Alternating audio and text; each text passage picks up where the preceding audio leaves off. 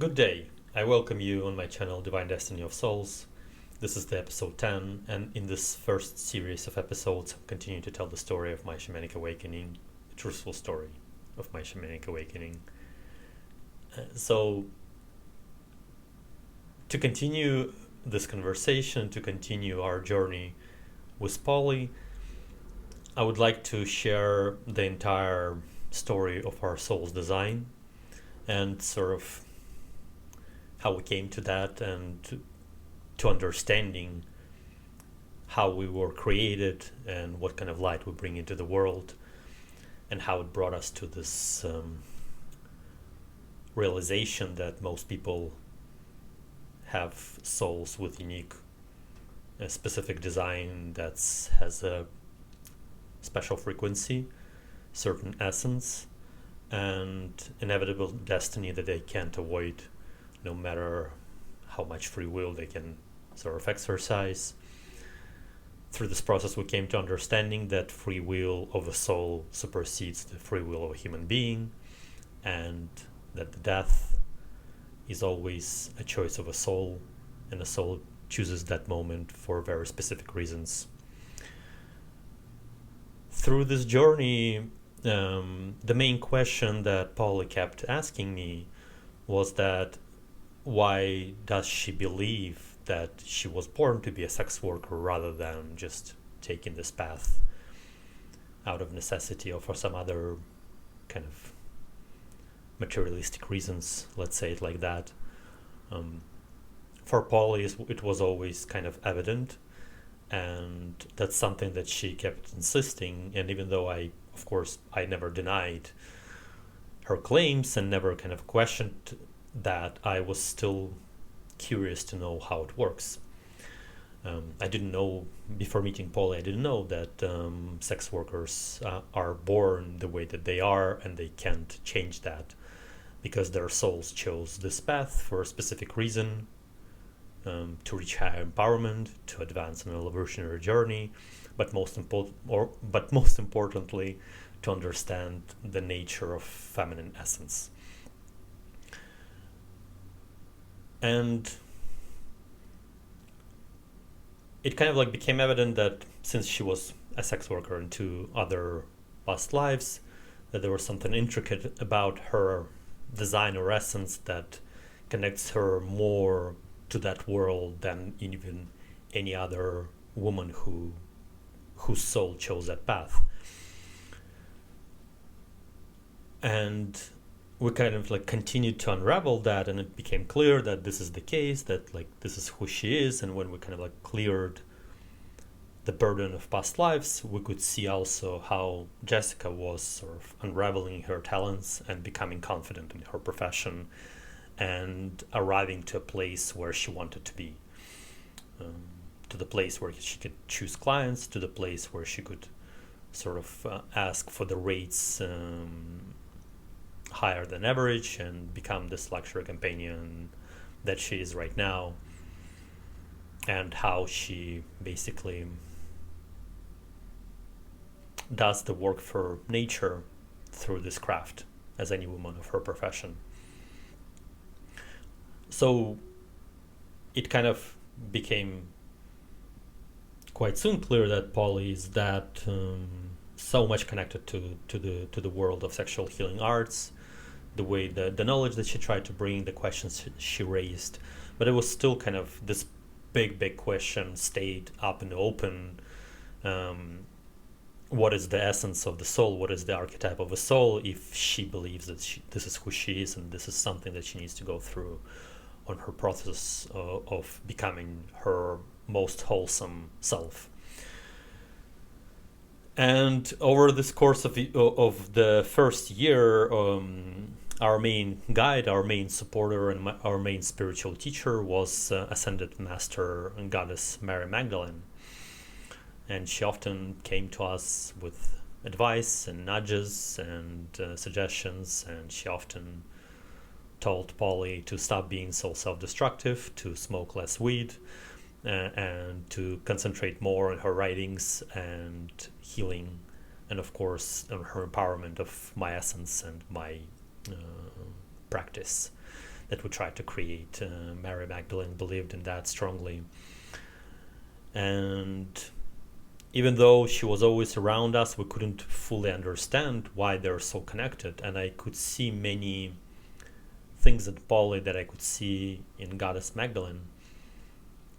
And I could see how they are vibrating sort of on the same frequency, on the same essence. But I didn't like pay attention to it. And it was this like a strange feeling, is that like if I would spend time only with Mary Magdalene, or if I would spend time only with Polly, there were kind of like elements of the ways that we interacted, the ways that the frequency felt, the essence felt, and even like insecurities were of the same nature. And I didn't pay that much attention to that at first. But then eventually, when we untangled all of the past life karma, when we sort of removed the curse that Damien placed upon Polly, when we kind of like, basically threw out the traumas that she kept carrying throughout the lives, and all these demons that she was infused with in her essence by different black magicians throughout the centuries, we still didn't know something. And in most days, she was still crying a lot, and that was something peculiar to observe, actually, because even though I didn't want my woman to cry, there was something magical about her tears, and there was something uplifting and inspiring. There was something healing in those tears, and I couldn't really fully understand them. And it was interesting because those tears were not external, right? Like I was crying her tears when she was in these distresses, so I could sense their energy, right? Like whatever she was sort of bringing into the world through those tears, how they changed the world, how they transformed me, how they empowered Jessica, how they basically cared for humanity and the suffering. And they were most genuine and most beautiful tears. And so on a one day, once we sort of we even wrote part of the book already. By that point, we already kind of, I think the year passed after our healing, so most of the work was already kind of like completed. So she was liberated from most of her spiritual ailments. But that was this day that for some reason she just woke up being stressful and just being kind of in the self-loathing cycle that she often found herself in. And she was like, why, like, please explain to me why I keep going into these like patterns of self-destruction, of self-abuse, of unworthiness, and why everything that I sort of touch turns into sort of pain, and why I'm sort of like can't get my shit together, like why I'm this broken creature who doesn't even have the body. And of course that entire concept of like, it's hard to even explain how it works because it's all, again, comes internally and she just lives with me. But it's very important to understand that it was the most painful and unsettling moments for Polly when she was in this realization that she's without vessel. Even though she really loved our romance, she loved how we interacted and how we could sort of access the memories of hers and mine and just like travel through past lives. She loved all of that. She loved our creative process of writing because it was also like something very unusual. When I would like sort of pitch something, she would respond, and then like I would rhyme back, and like so all kind of happened almost instantaneously, and it was just magical to observe in its essence. But she was still kind of like, I'm worthless because not many souls live like that. She specifically asked angels how many souls lived like that, and they responded that like 28 other souls live the same kind of way right now on Earth as you and Alex do. But she was still kind of shaming and blaming herself for this predicament. And of course it was stressful for me, but most importantly, of course, she wanted to be in her body. That's just like the thing, and she couldn't, and it brought her a lot of distress and brought her a lot of tears. And on that specific date, she was just crying, and I tried to console her and trying to explain that we would eventually figure it out. We just need sort of more knowledge, but everything that I had, I was sort of couldn't help her to accept her story and to fully kind of surrender to the ways that things were unraveling. And then this was this beautiful moment when I kind of like I looked at my hand, and the tears started to drop on my hand, and I looked at my palm, and these tears were sparkling with different colors, and it was like kind of like they were magical. There was something in them that I couldn't explain. It was having almost kind of divine angelic presence in them. And I basically told Polly is that like, look, like your tears are magical. We just need to figure out why they're magical and what kind of work they do. And at that time, we were trying to establish communication with Archangel Michael, and so he came over and he promised Polly to explain to her the essence of her tears. I convinced Polly to trust Angel Michael and follow his lead. He wanted to take us to the special sort of place in the skies and show Polly her design and her essence, but Polly was completely like freaking out and just like scared. She was intimidated by that time still by these divine beings and ascended masters, but she asked Archangel Michael to get me as well and to accompany her through this process, and that kind of like elevated her fears, and we sort of ended up in this like it looked like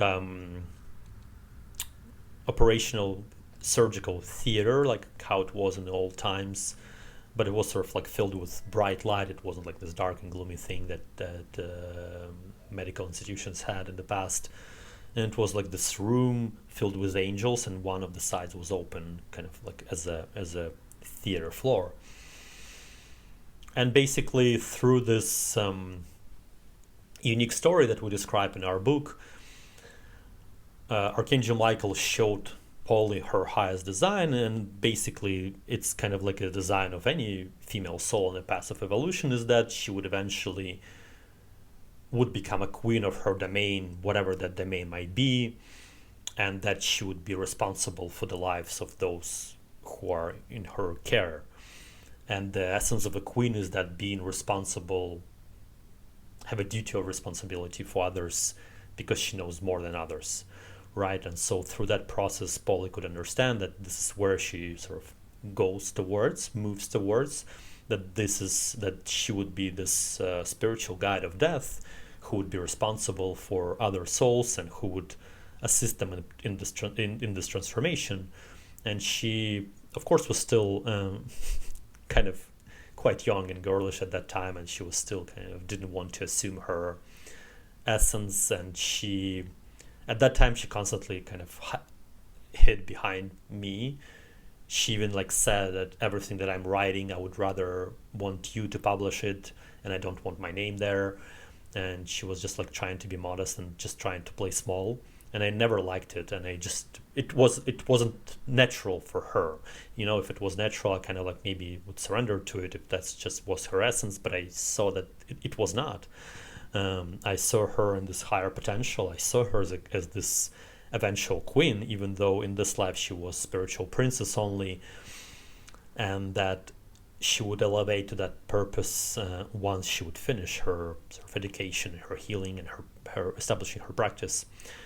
And so when she saw her highest design, and in that design, when she became who she could potentially be, she could command life itself, and even like she could command me to like become frozen, or like just come over and kiss her if she wanted, like those kinds of things.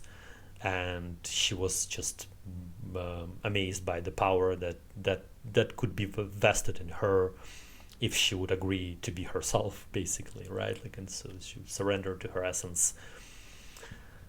And then once she kind of understood it, she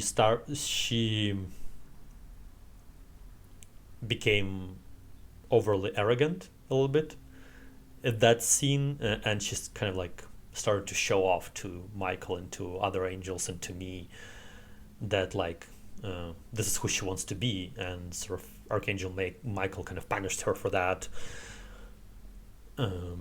saying that one of her purposes is to follow my lead and to trust me that I know what I'm doing, because it was kind of one of the things that kept happening to us throughout the many centuries is that she would not just question me, but she would like defy me, and that she would not see that I had her best interests when I was sort of proposing something for us.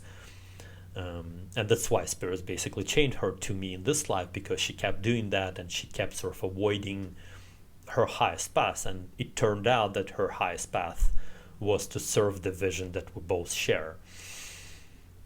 And in our story, it's the vision of death journeys, the practice of death journeys, and also our writings. So it's not really a romantic partnership per se. It's more kind of like professional or sort of spiritual, right? So it's not that like I asked her or demanded something from her that she couldn't sort of give, or that she could elevate herself to a certain level, but that there was something, her highest design, that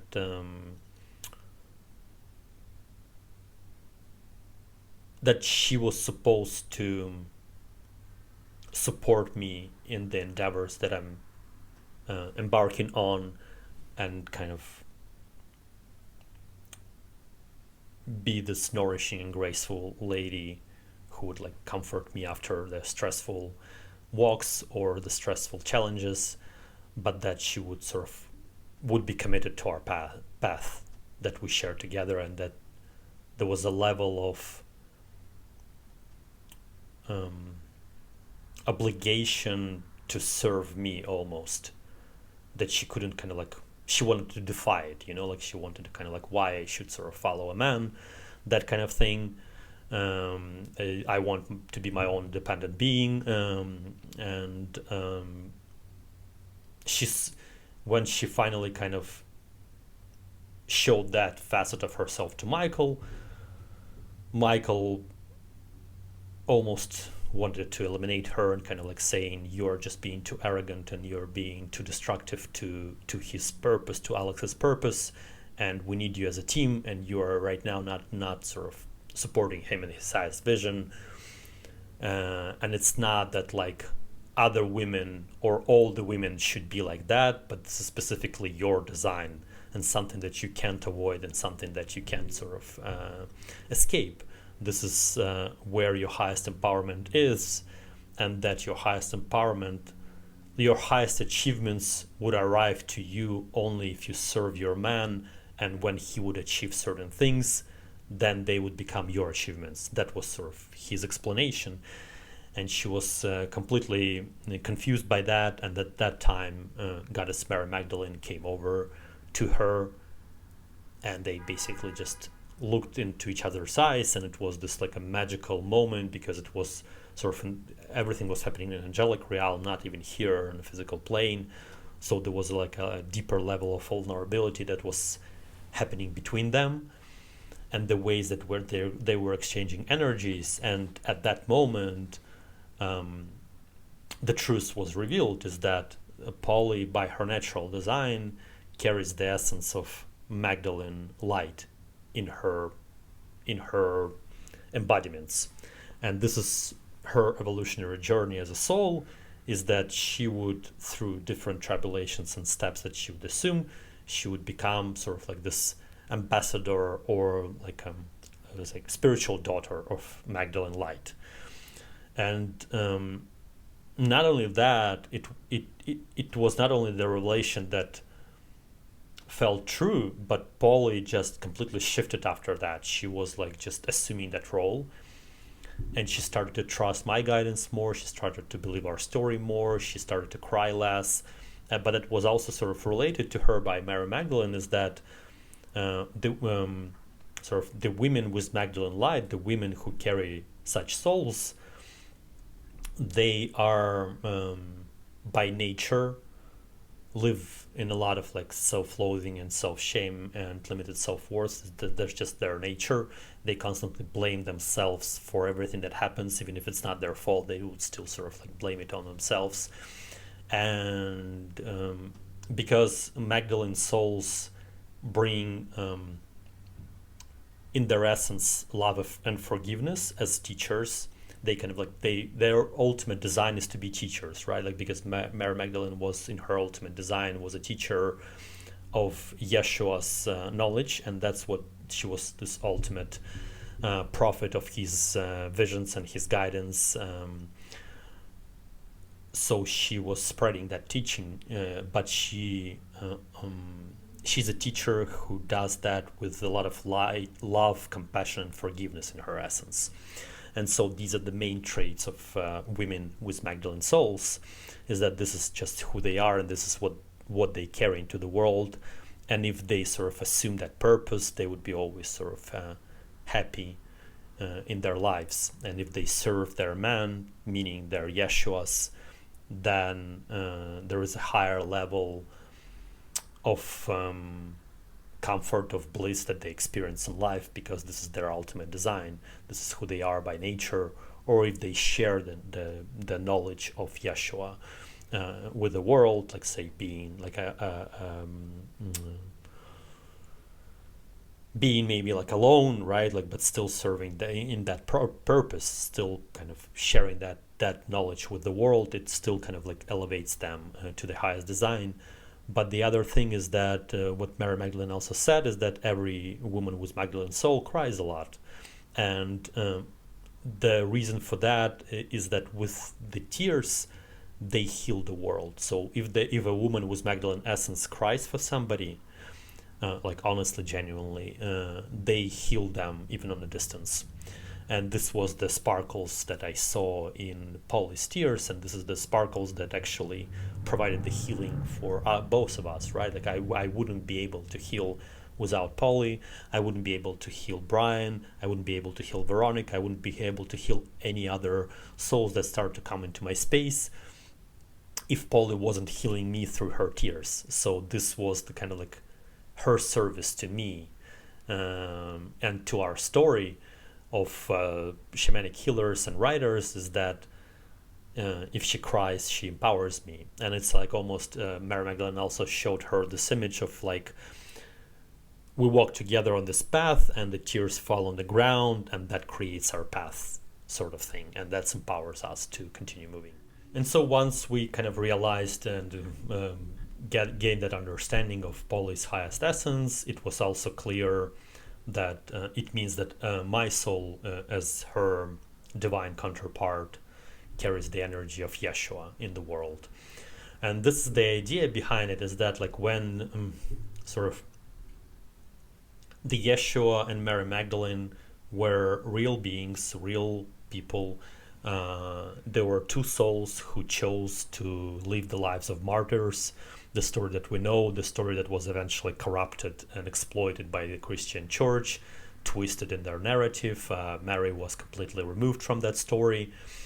Yeshua became Jesus, which is like almost anti-Jesus, anti-Yeshua in its essence, because he's sort of not bringing the highest vibrations to the world, like the description of Jesus. They are sort of rooted in this like a guilt, shame, and destructive programming, while Yeshua brings the essence of kind of like a higher light and liberation, personal liberations through the connection to the consciousness and through the connection to love. And of course, Jesus is also kind of a destructive figure in terms of like he doesn't have a female counterpart, right? Like in the story, it's not existed in the Christian church. There's no vision of the divine feminine essence in the Christian church, and so that's why I'm saying that this entity, I don't even know how to call that being, is actually sort of not removing the sufferings of the world, but just perpetuates them, because the the divine feminine image, the femininity in its essence, it's not only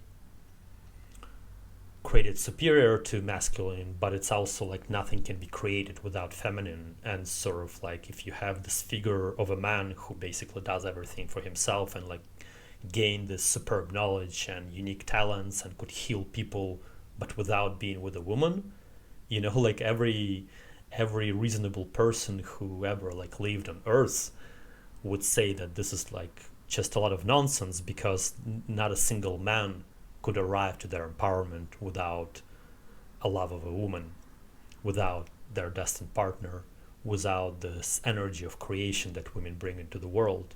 I did have my talents. I continued to grow in them. I continued to explore in them, but I could never become who I become without my love to Polly, right? Without the commitment to our story, without the commitment to her vision of our future, without her commitment to the vision of our books and the practice of those journeys. I am who I am because of her, and because I allowed myself to love, and I allowed myself to trust that love, and not even like committing to a woman, but committing to my love to a woman, to this unique Magdalene soul. And so we started to trying to understand how this works, and sort of basically when real Yeshua and Mary Magdalene died, their souls chose to become ascended masters, to provide spiritual guidance from the other plane to people. And like you can see that there's a lot of revelation happening right now, is that Mary Magdalene is in contact with many different spiritual teachers and writers, and there's a lot of books coming that are channeled from her. The most famous or most interesting one is like Tom Kenyon, who channels her guidance as well, and everything that is described in these books, in his books, are exactly the same things that Mary Magdalene tells me. So there is this kind of like we are coming into the time where the falsehoods and shame and guilt of Christian church is being slowly eliminated from our world and being slowly destroyed, and people finally waking up to the evil that this thing is. And how we sort of understood, so like you have these once we kind of like gain that knowledge, is that I have this Yeshua essence and Paul has Magdalene essence in our light, and so they're basically, these descriptions help, these archetypical descriptions help to understand why say certain things are inevitable in my path. Like for example, why Polly couldn't avoid being a sex worker in some of the lives, and why she couldn't avoid to be an asexual in one of the life, why she couldn't avoid being hanged, why she couldn't avoid being murdered, is that she needed to experience different higher challenges that are essential to a Magdalene light, right? So like if a woman has the Isis soul, she would have evolutionary journey which she would experience the challenges that Isis women experience, and so forth and so on. So these beings in their essence, they do work as gods, but they also sort of emit this kind of like a frequency of their light, or rather that their light is the part of the divine source of our existence, of the energy of creator, of the energy of like our world, but it's just like fractured and divided into these like almost segments, right? And so each soul is being one particle or one element of the source light, but because we're all different, we kind of like have this unique puzzle of different beings, and when we're together we represent the source in its essence, but it's kind of like divided in these like a different frequencies to bring certain elements into the world, right? Like, so there are some souls who are guides of death, and that's their nature. There are some souls who are bring love and forgiveness into the world, and that's their nature. There are some souls who are teachers. There are some souls who dance. So like every single soul has like this fracture of frequency, and just to be able to describe that light easier, we're using these terms that already exist, right? Like these divine beings. So I could, for example, describe to you the essence of a soul of Polly is like, right, like she's sort of this fragile being who's like who goes into this like self-loathing cycles, who cries a lot, but who's also loves humans and forgiveness. And I can leave the description of her essence in that, but that kind of description already exists in the goddess Mary Magdalene, so it's just easier to say it in these terms. And the idea also is that there were different levels of creation of souls happened. There was this primordial souls who like existed before, almost like at the dawn of time, right? Then we have the souls that are described in the pantheon of the ancient Egyptian sort of cosmology: Isis, Osiris, Hathor, Horus, Seth, Nephthys. So all these gods, they do exist as gods, but there are also people in the world with the same frequency, with the same souls. And Mary Magdalene Yeshua is considered to be part of like this ancient Egyptian cosmology lineage. And then the next level after sort of that part happened, there was another set of souls that appeared that we right now known as a Greek mythology, and they are not, again, they're not gods, but they're just descriptions of different characters and different destinies that people can have in life. And that later on, that was completely sort of the Greek mythology was completely copied into Roman mythology, and they just like changed their names, but the frequency, the essence of description stayed the same. And these souls of these lineage, they are kind of like more approachable than ancient Egyptian ones. They're more kind of like compassionate. They're more, I know, they're more connected to humanity rather than like ancient Egyptians souls. They're more like teachers, and they kind of almost exist. They're kind of a little bit out of this world, and so. The idea why these descriptions became sort of descriptions of the gods is that, again, something that Christian church has created, because they needed to establish their perception of the world, where there is like this deity, Jesus Christ exists, and we are praying to him as a being, as an entity, as this like I don't know how to even call it, the spirit, the evil spirit. And in order to achieve that, they needed to prove that it was like that for the all humanity, that other civilizations have their gods and they pray to their gods. And so that's why they replaced the description of the characters and destinies of people that were like Zeus, like Athena, all these other names that were used in mythology that were actually about the essence of the souls. They changed them to deities and entities to kind of like prove that it was always like that throughout the human history. But it was often not the case, even though some of these deities existed as physical beings, and then their souls became ascended masters, and people kind of like prayed to them. It was always understood in all of my explorations into the past lives, it was always understood, both in ancient Egypt and even in Roman times when the Roman Empire was, that you're not praying to a deity, you're praying to a frequency or vibration of this world.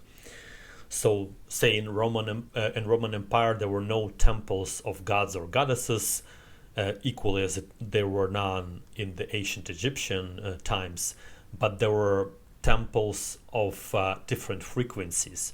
Like, say if a woman had challenges of like becoming pregnant, and she wanted to be a mother, she would go to a temple of motherhood, and she would pray to the frequency of the world that represents motherhood. And usually in this way, the goddess or the woman who would be sort of in charge of the temple in ancient Egypt, she would have a soul of goddess Nut.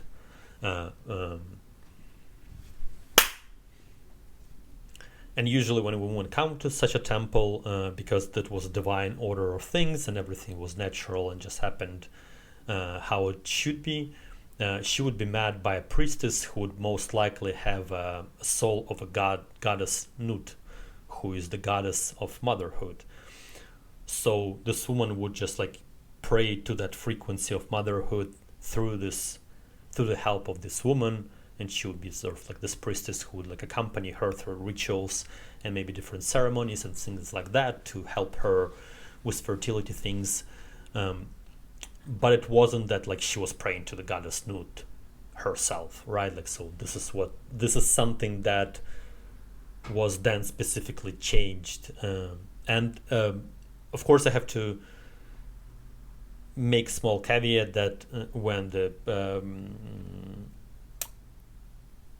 ancient Egyptian civilization came to an end, and there was like a lot of corruption and a lot of like the sin and debauchery happening, they of course started to sort of hijack the reality, and they were also trying to perceive these frequencies as entities and beings who they pray for to get something from them.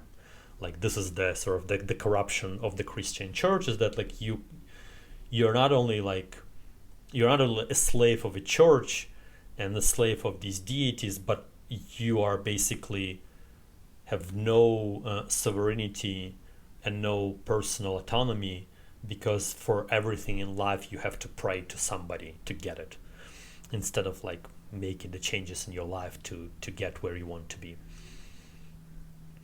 So this became this kind of like a scene, or this event opened up this like entire new perception of our story, but it was also kind of like led us on this path where we started to understand the design of different people and different souls. And by now it became very easy for me to do. Like, this is just one of the natural clairvoyant talents that I have, is that when a client comes to me, the first thing that I do is that I assess their frequency or their archetype, their soul, destiny, purpose, and essence, how it can be described through the different lineages of souls, or who had that description of their essence. Because not only that, it helps a woman on her path of empowerment, because if she understands, for example, that she has a soul of Isis, she can just surrender to the fact that she would not ever have a happy marriage, and it's just like something that she can't avoid, and something that she would like sort of struggle with for the most part of her life. But she would have this like one man who she would love the most, but he would not ever be with her because that's her counterpart god Osiris, right? Or like, so if a woman has a Magdalene essence, it's important to explain to her that she will cry a lot, and that she would like self-blame and self-judge herself and would live in guilt and shame, but that's just her natural design, and there is a ways to kind of like find empowerment in that, rather than being destructive for her. And also it's important for me to get the knowledge of the client's sort of archetype and essence of their souls, because there is no other way for me to provide them the best healing possible. Because when I come into the death realm to renegotiate their contracts, I can only do that knowing their design, because the gods of death would not sort of accept my arguments if it's like a different design, right? Like, so they would sort of provide a certain punishment, or certain retributions or certain awards to a soul, but once we understand their design, they may change that completely. And I saw the instances where kind of like I healed the soul from their demons, and I'm bringing it was him. I'm bringing him to the gods of death, and they all say kind of, oh, his purpose was actually to serve others, so he need to process their demons as well, and sort of like they send him to another level of punishment because his design was a little bit different, and he wasn't caring for those other people as much as he should have by his natural design, right? So like all these things, they kind of like very important, and it's often the case that kind of like determines many things, and it's also very easy to explain to a soul why they died tragically in a certain way if you understand the archetypical design of their essence. I think it's I can share it here right now that once we kind of like gather that knowledge, it was my father's soul came back and kind of like asking, can you explain my destiny a little bit more? And this is something, the example that I want to bring to you, that why certain destinies are unavoidable, because it's just the design of a soul. So understanding right now all these archetypes and all these essences, we started to unravel my father's death from different perspective, and soon enough I understood that his soul basically represents the light of that can be described as a series of forgiveness. And so in his essence, he's a judge of death, a series. And it means that like in most cases, he would be having the lives that involve death. So for example, in my father's past life, he was an SS officer working for Germany, and he killed quite many people. But that was his natural design. As a judge of death, he needed to live at least one life like that. For me, as Yeshua of death, it was the same thing, is that I was Camilla, the spy who also murdered people. And I needed to experience at least one life like that. And as karma is a real thing, obviously if you live such a life, even though it's kind of your destiny to explore what it means to take life, if you're being a guide or judge of death, it's also sort of a thing that, for example, in this life I'm a healer, and I'm kind of like doing the opposite work that Camilla did. And the same was for my father, is that because he killed many people in his past life, his soul chose the life of a martyr in this life, and everything that he did in this life was dedicated to his family or to the people that he loved or cared about. And he always like sort of overextend himself to help others in every situation that he could. But also as a god of Osiris, by the legend, he is murdered by his brother Set, who cuts him into pieces. And my friend Alexei, who was the driver in the car that got into this crash, he had the soul of Set, and he was spiritual brother. His soul was spiritual brother of my father, so he murdered him in previous life, and now he murdered him in this life. And this was something that this dance that they do together, and this is how they sort of empower each other, and this is how they provide the highest paths of their souls. But also this car crash obviously happened in the way that my father's body was torn into pieces. And that was also sort of like another element of confirmation that my father's soul lived the most righteous and most fulfilling life, because he died in this most empowering way to be able to ascend to the next level of his sort of soul journey, right? Because if he died as a series would die, it means that like he fulfilled his purpose, and now he ascends to a next level of his story. And it was also sort of revealed to me that the woman who accepted him in the morgue and who kind of put his pieces together, both of him and Alexei's, she had a soul of a goddess Isis, and Isis, by the legend, sort of stitches together the pieces of Osiris. So this when my father's soul kind of like get that revelation, it became even more profound for us, and it became sort of even more healing for him. He kind of like he stopped sending me different distress signals, even though he continued to kind of like do that on the occasion, and he was completely calm after that. And since that time when we kind of understood his design, I haven't seen his presence. He kind of like in this between state of existence, but it was something that I'm trying to present to you, is that this is the knowledge that exists, and this is something that we as humans should embrace as truth, because it would elevate a lot of sufferings that we place upon ourselves for no special reason. For example, my mom, she never got over my father's death. She never accepted it. She could never accept that I talked to his soul, and she just lives in this like element of suffering constantly, thinking that he died tragically when he actually died in the most noble and righteous way for his soul's purpose. And of course, it is kind of like hard for human ego to accept. We want to live in the suffering, and people choose to live in the suffering. That's another sort of thing. That's why people want wars. That's why people want pain. That's why they choose not to love a person when the love appears on their path, because they love living in misery, pain, shame, and resentment, and all of these negative things. They just like crave for them. That's just something also like part of the human nature and part of the human condition.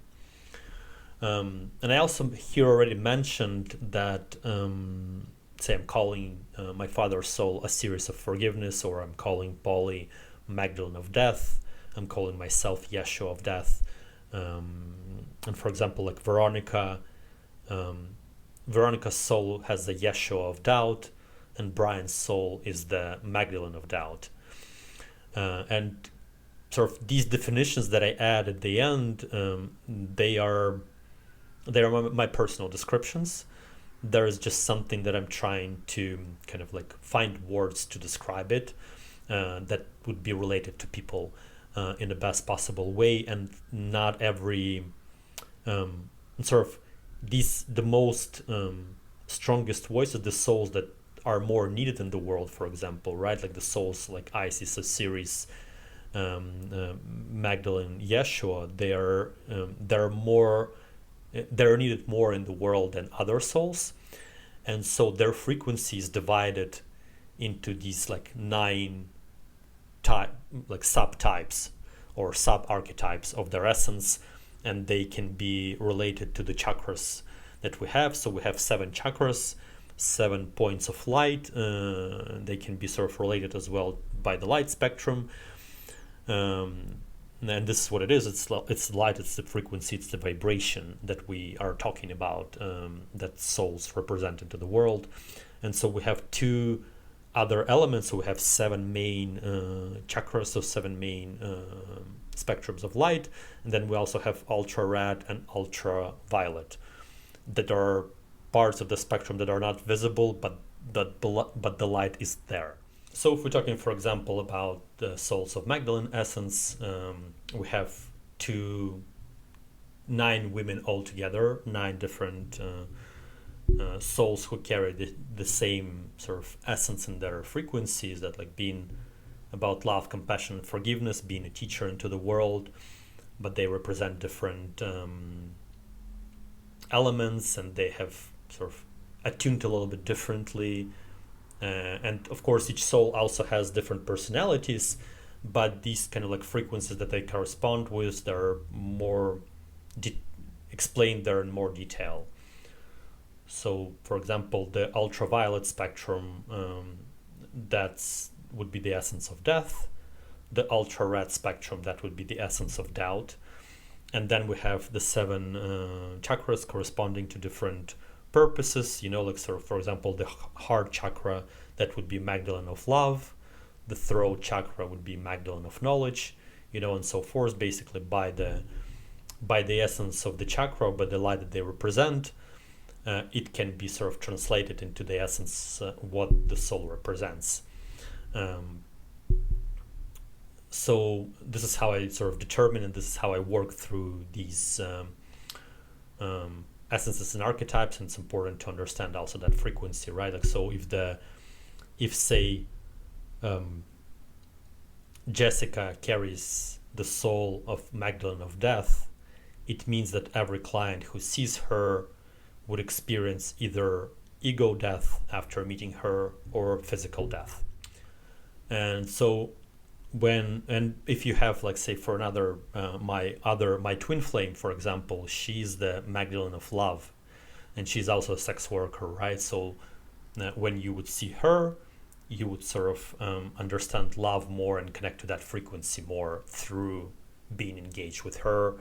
And so it means that, like, for example, the sessions with Jessica would be quite demanding because she's this edgy kind of being who exists in between the worlds of existence, and she represents the energy of death, or like transformation or rebirth, of clearing of the past, rather than the session with my twin flame who has Magdalene, who has soul of Magdalene of love. Her sessions would be more sort of like light, about pleasure, about just romance, about just interacting. You can surrender into her presence more and not be sort of like on the tiptoes or on eggshells, things like that. There's just a simple example of how these things work. And so this kind of like became one of our main things in our practices to determine and to understand what kind of souls there are out there. There are, of course, souls who are not in the essence of gods and goddesses, who are kind of like just either represent the land or the waters, or they're like nymphs or sirens or like gnomes, or different, like this most mythology that exists in the human world. They're actually depicting the types of souls of people who exist in this world, even if they're describing some like creatures that are not of this world, leprechauns and stuff like that. They basically describing the souls of people. So we kind of understood all of that, and that became one of the main knowledge and education that we started to assume later on. And that's basically the second year of our romance with Polly was concerned about that. And from that on, I kind of continued to explore these archetypes and understand how to know that, like, know how to see that in a woman. And there were like instances, for example, when a soul would come to me and they would ask me to explain their essence, or their soul come to me, they would like tell me, like this one would come to me and she would say, I'm a goddess of travel. And I'm kind of like, I don't know what the goddess of travel means. And then I'm going and researching, and then I'm finding this goddess, and then I'm also kind of like understanding more attuned design to her once I'll start to interact with a physical woman as well, because there is like a huge element as well for me, is that not only to hear from a soul, but also experience a woman in her presence. And we kind of like, we can all see actually the difference when we're in the presence of a woman who is kind of like a goddess of death versus a woman who is like goddess of love, for example, or pleasure, like Aphrodite, for example. It's just unmistakable that she would not be ever malicious. Like, say, the woman with Aphrodite's soul, she would never be malicious. She would never be interested, like in the complexities of the world. She would be more about sort of pleasures of the body, pleasures of the soul, pleasures of like music, of food, those kinds of things, of kind of like just living the life to the fullest sort of thing. And she would not be preoccupied with certain things, and she would not, for example, be able to work in a morgue or in a cemetery, whether if a woman has, say, soul of Isis or Nath or any other goddess of death, she would like just, it would be natural for her to work in a morgue, to work in a cemetery, and it would actually provide her with pleasure, because she kind of like she's living in her most empowering purpose, and she translates that she brings that light into the world. So after we discovered all of that, it was also important for us to understand how we came to be like that, and why we are actually kind of more, me and Polly, more kind of like a spiritual siblings, or twin brother and sister, rather than destined lovers. And that was also kind of what that was related to us, is that if we are of the same essence, if she's Magdalene of death and I'm Yeshua of death, it kind of like seems that we sort of the same thing and we should be attracted to each other, but it's actually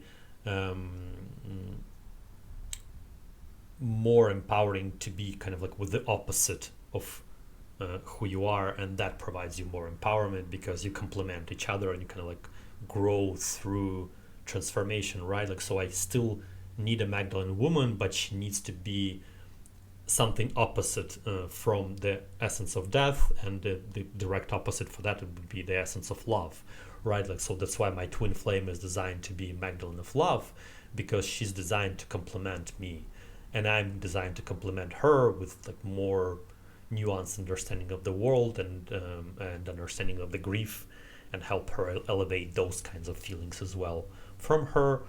When I'm going and exploring these instances of death, I can find my solace, I can find my salvation in her presence, because she brings the energy of love and sort of pleasure and light, right? Like, and love, life in its essence is love, and so that's kind of like what complements you from the death. And it's the same way is that it was related to us for, say, Veronica and Brian as well. They have the same essence of doubt, so they can't really, they are drawn together again by their natural design, by the creation, by the way that they were created, by their natural archetype of being Yeshua and Magdalene, but their frequency is of the same nature, and so that's kind of like destructive a little bit and should be complemented rather than sort of like challenged in this way. So when we started to understand this complexity of our design, it was also important to us to discover how we are created like that and why we are created like that. And there was also this element that we knew by that time, is that we were basically a soul of a one soul being who decided to separate into different polarities of masculine and feminine to experience the highest growth through the grief and death, to become this like spiritual guide of death, basically, right? Like, and that's why we could never lose each other, and that's why Polly kept dying tragically on me, and that's why this grief was sort of like so intense for me, of not being able to see Jessica and not being able to like basically perceiving her as being dead, and why, say, Camilla was so devastated by the loss of Eloise, why Thomas Jefferson was so devastated by the loss of Polly Jefferson. That was something that was innately in us, that was something that was created in our design, and it was also kind of probably around 18 months since we signed the contract, it became sort of evident to us that our highest empowerment would probably not be a romantic relationship, even though it seemed like it on the surface in the beginning. But as I mentioned, is that I never loved Jessica as myself. I only loved her as Camilla. And when that love sort of was channeled into the book, when we wrote the poetry from the voices of these two women, that love just kind of like magically disappeared. But there was still love for Polly, and it was kind of like just a little bit different love. It wasn't that specifically romantic love, and I couldn't see myself being a partner of Jessica, even though I still have tender feelings to this woman. I still wish her happiness and all of that, and I still would love to like be part of her life, even though it's probably would never happen ever. She's dear to me, but it's not the feelings of that I experience towards my my sort of dream partner, which is my twin flame. And I never knew about my twin flame at that time, and I still didn't, still couldn't like open up to anything other than being in this romantic relationship with Polly on the spiritual level. But we kind of like needed to understand the origins of that love and the origins of our connection and who we are. And so I would try to describe that like chronological journey of our souls from the beginning to end, just so to make it kind of like coherent and consistent, even though we only discover that knowledge in bits and pieces, like going back and forth between different lives.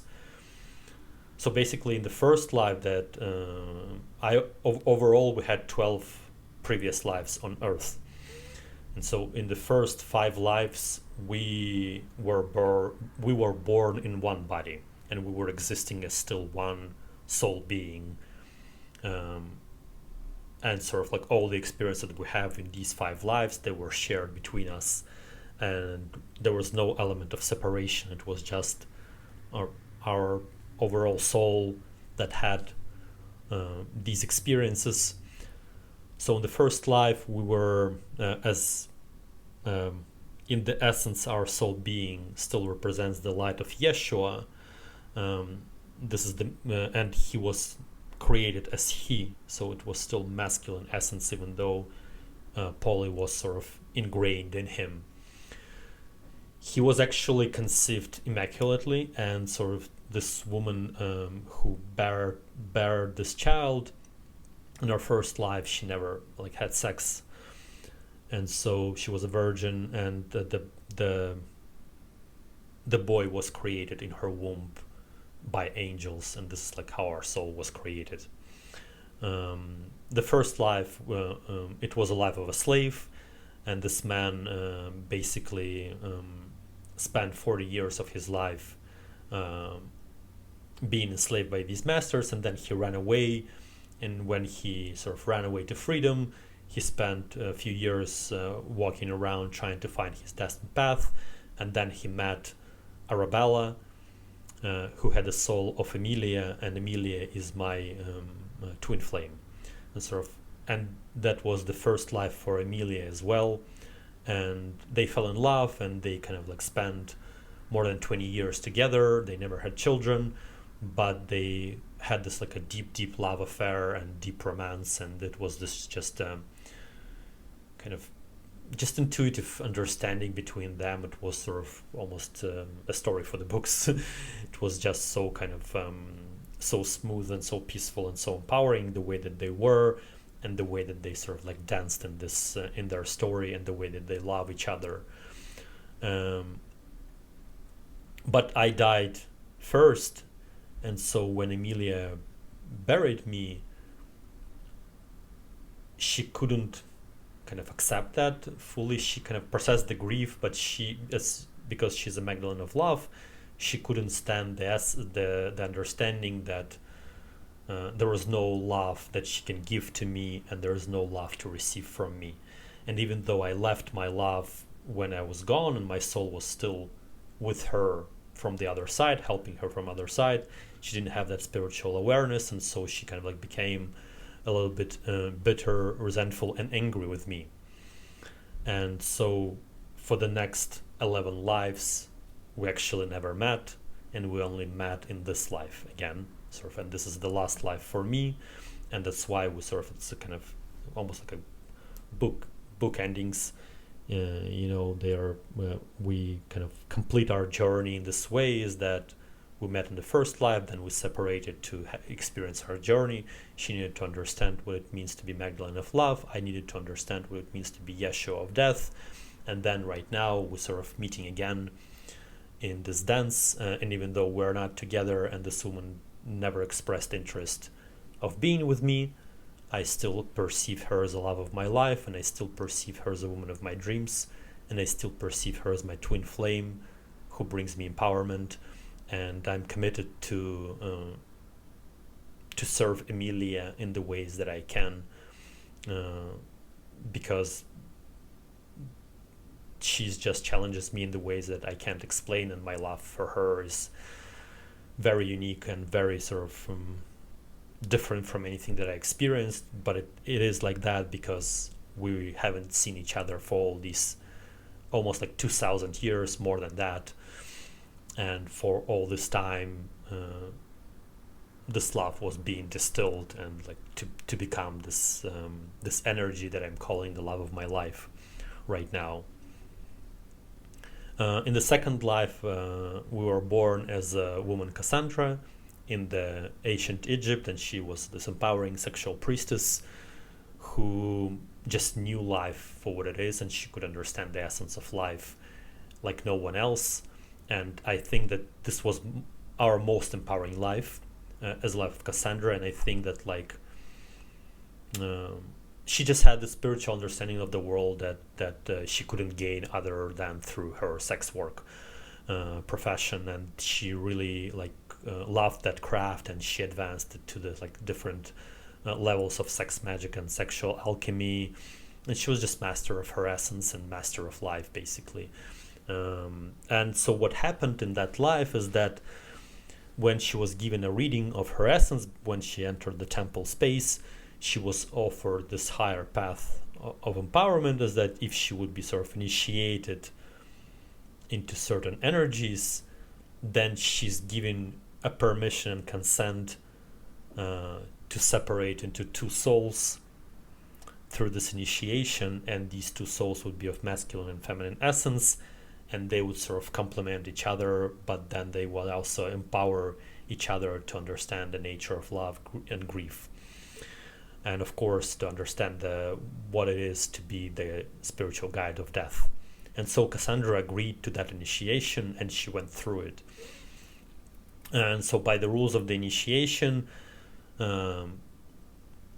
since she's kind of like since they knew that she had a soul of Yeshua of death, to provide highest empowerment, they initiated her first into the energies of Isis, Osiris of forgiveness.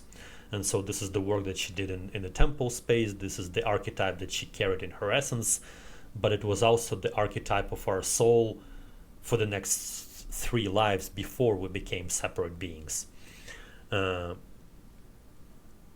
the next 3 lives we lived in the energies of a series of forgiveness, just to understand the essence of this judge, because a series is basically kind of like a judge of death or healer of death, whether Yeshua is more kind of about the living, even though he's also equally in his essence a judge of living and dead.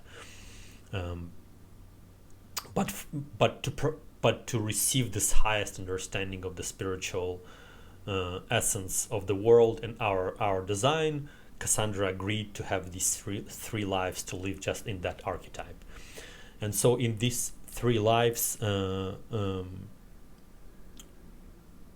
I lived in the energies of a series of forgiveness. In 2 of them I was a man, in 1 of them I was a woman, Astarte, who practiced death journeys, and in all of these 3 lives, my destined partner or my soulmate for that journey was Natalie, who I never met after those 3 lives as well, but we met again in Vancouver, and she's also a sex worker, and I'll tell her story a little bit later.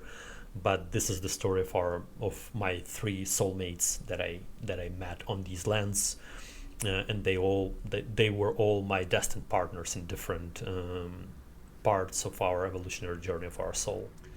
It's also important to add that we, as a soulmates, all decided to come together and meet in Vancouver for this special reason, because even though Polly has kind of rediscovered the practice of death journeys, I would never be able to create this practice without help of Natalie and without help of Emilia.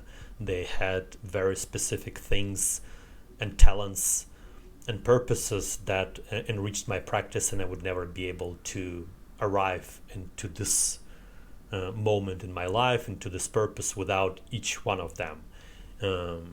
Even though Polly was the most passionate about it, there were still things that we didn't understand. And what was interesting, for example, about Natalie is that she was also together with me in this temple of death journeys, and she was also practicing this craft. So when we were having our initiations in this life and our healing journey, she assisted me in in helping understanding this practice better. And so when we were together with Natalie over these 3 lives, I initiated her into her Isis energies.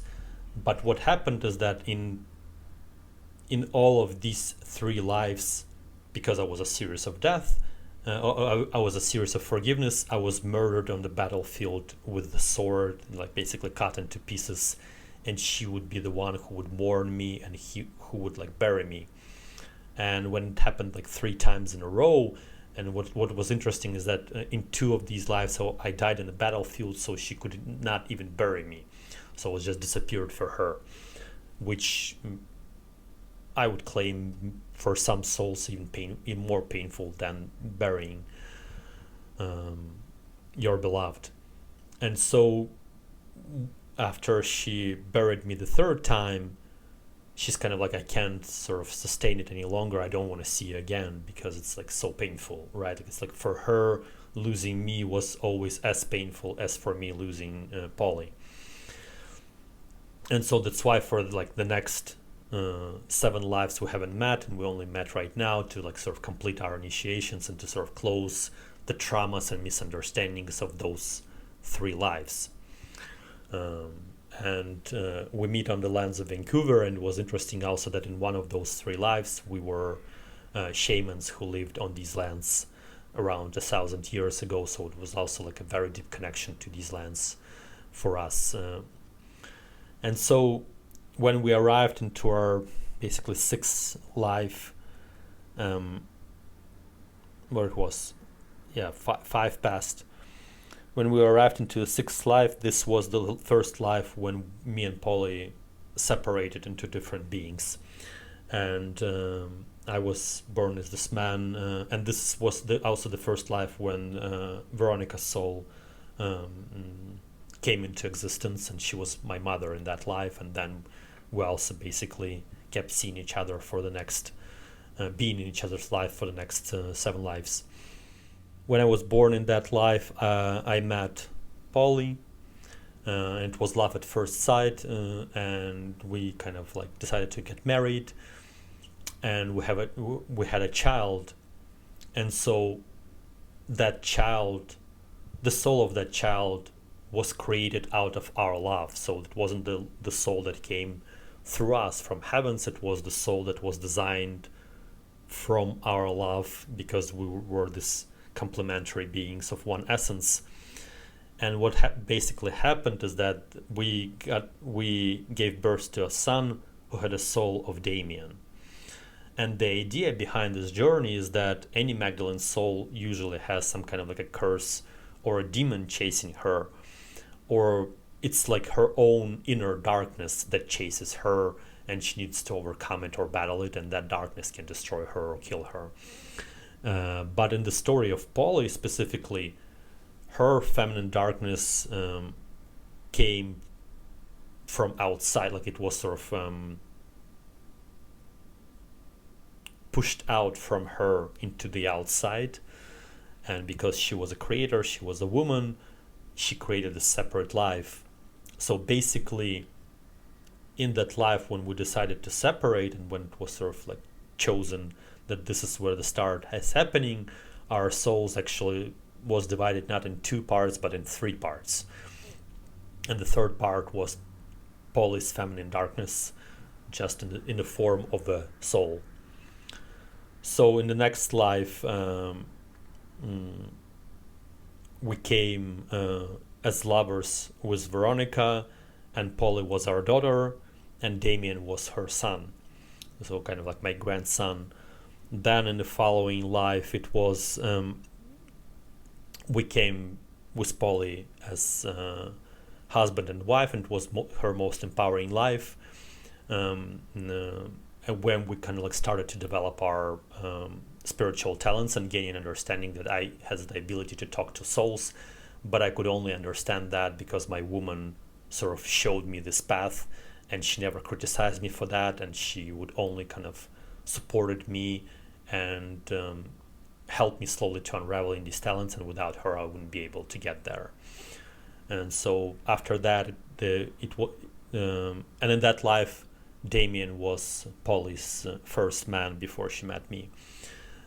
Then in the following life, the transformational life that happened to us in Stockholm in 16th century, it was sort of like what's called the darkness of a soul, the darkness of Magdalene's soul. It was always one life of any woman who has Magdalene's soul, that she would experience basically all the traumas that woman can experience, and it would be always sort of in pain and in suffering, and it's just like the way that it is.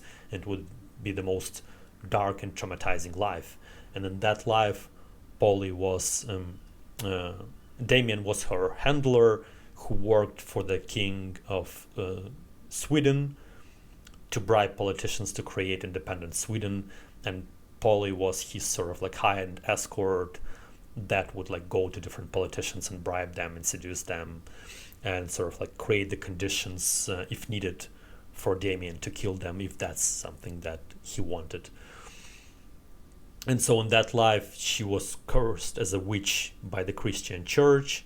Her face was mutilated with a knife, and she basically never recovered from those abuses. She was raped multiple times in the prison, and then she eventually sort of hanged herself.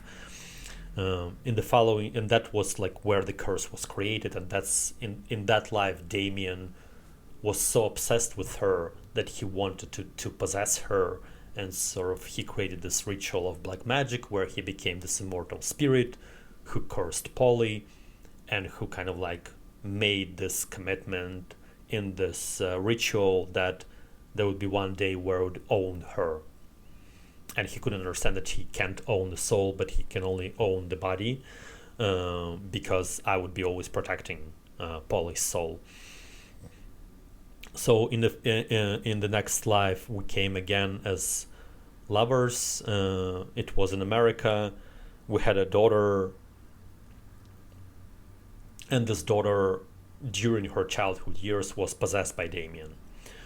And she was like this, basically like in a movie Omen, this child who's like just demonic in their essence, and they just being mischievous and doing this crazy shit, and you can't stop or can't do anything. We tried to heal her with the help of Christian monastery, and they convinced us that they would like do it with prayers, but they never succeeded. And then we eventually were able to heal her and expel that demon. By the time our daughter aged of 16, just by loving her, and we loved her, but to be able to finish that healing and expel Damien, Polly, as her father, had to die, and sort of like she died when she was just around 40 years old. And I kind of like spent the rest of my life just with my daughter, without Polly, but kind of like but I could see Polly's soul from the other side helping us all the time.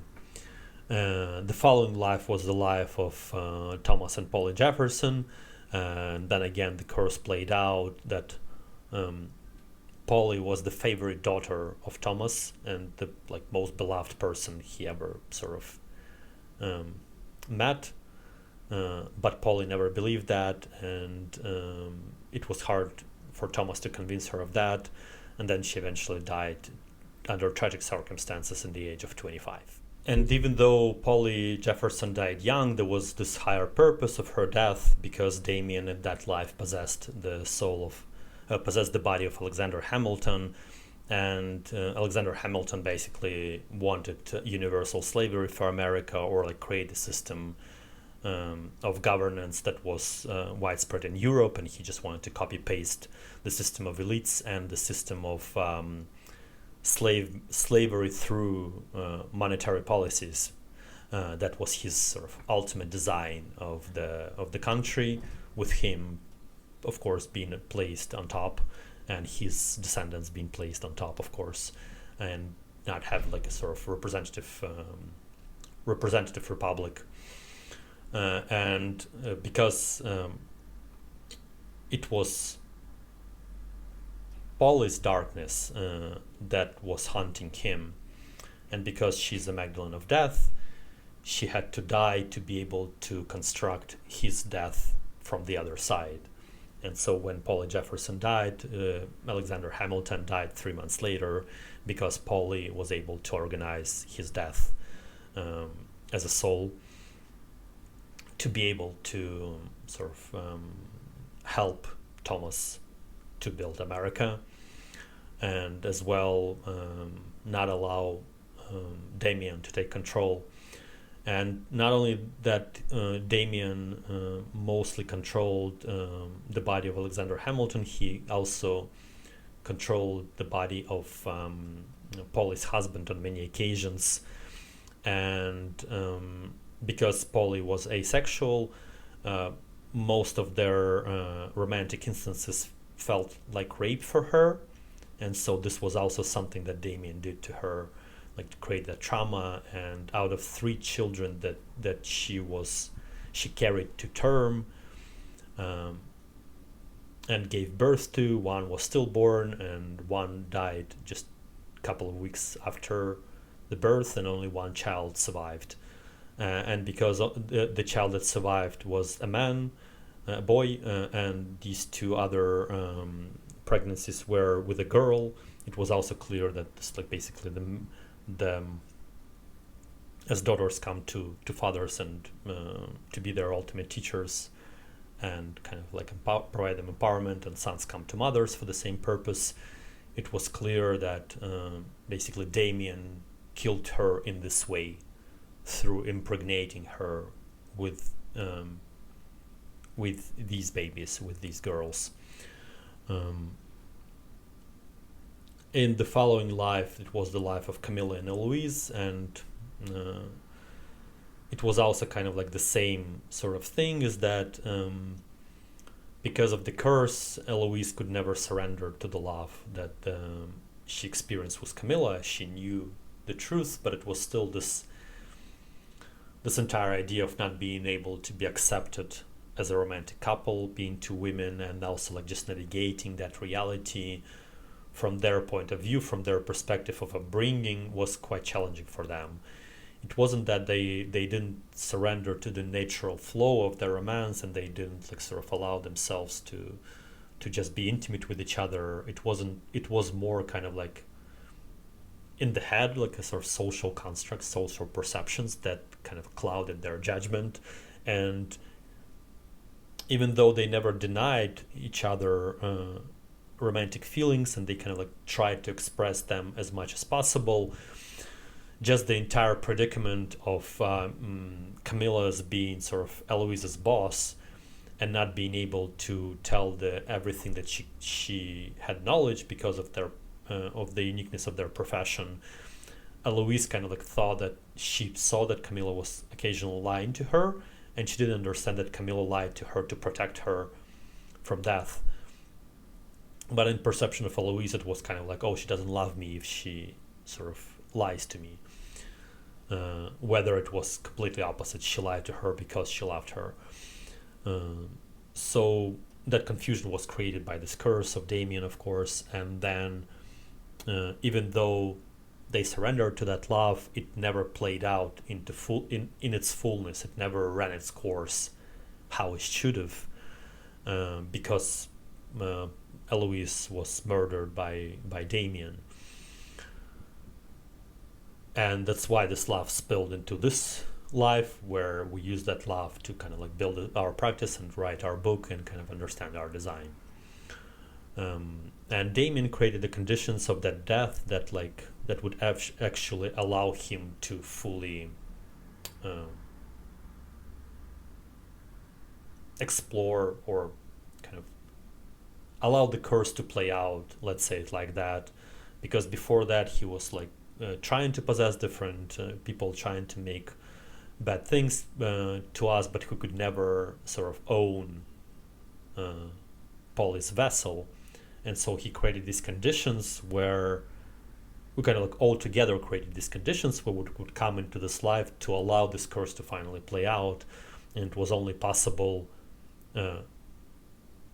in the way that I have the spiritual knowledge, and both me and Polly would provide our consent to Damien. Because other than without our help, that curse would like just stay, would be in this loop of playing over and over and over again, and nobody wanted that. Not seashell spirits, not three of us, and certainly we didn't want to drag that curse into the next life. So Polly made this decision that like she would stay with me for the duration of these 3 years, while Damien will be possessing the soul of the body of Jessica. And sort of when he would allow the curse to play out, we would be able to seal him in the designated spot given to us by seashell spirits, and that Polly would be able to return to Jessica in one way or the other. And the idea behind it was always that that Polly would return to Jessica, and then she would bring Jessica into my space, and maybe we'll have some kind of like a romantic connection. And then when we understood that our love is not really about the romantic essence, but more sort of like a love between the siblings, she was just kind of like, I'm gonna bring her into your space just to be part of your life. But then once we met Emilia, my twin flame, Polly kind of like clearly understood that it was her purpose to lead Jessica to death, rather than to lead her to have kind of a fulfilling and empowering life, either with me or like becoming a mother. And since Polly was the one who discovered Emilia, who brought her into my space, she was the one who actually recognized the feelings that I have towards Emilia, and that they are much more stronger in the romantic side and the sexual side than I had to Polly, because of our long story, and because we haven't seen each other for like all these 2,000 years. And that's why Polly was like, no, you have to be together, and I'm just gonna take Jessica to the next to her next stage of the evolution.